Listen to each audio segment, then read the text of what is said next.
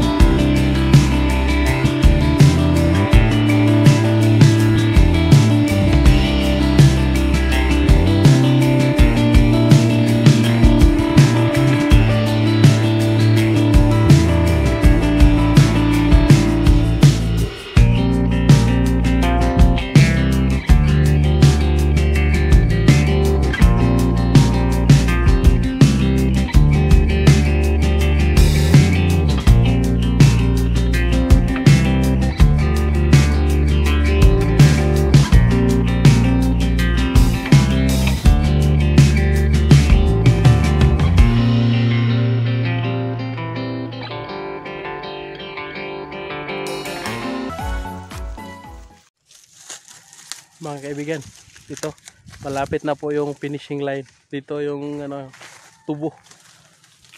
Dito na kami. Ito yung misis. Interviewin muna natin itong misis ko. So anong masabi mo? Hindi ka ba napagod sa pagsanggi natin?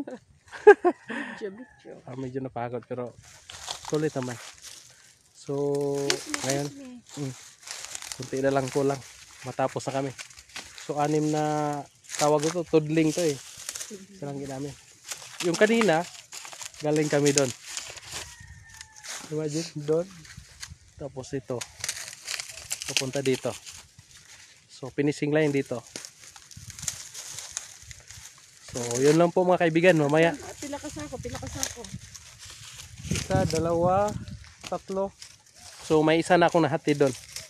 So tatlo, Ilang kilo?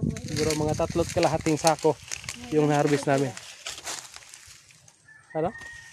Ilang kilo? Huwag lang natin kilohin yan, hindi natin kilo yun, basta sako lang. So sige mga kaibigan, tapusin lang namin, malapit na. 2 hours later.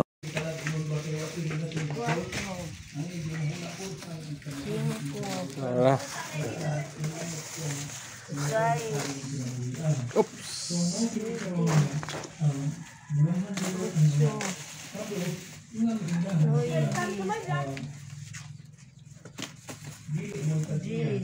Oh, bayad ay.